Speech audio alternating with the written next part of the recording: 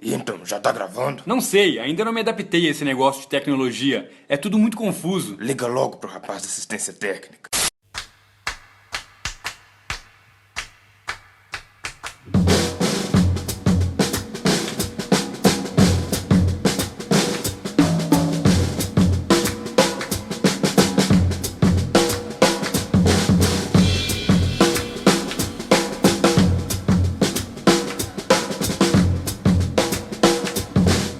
This device isn't a spaceship.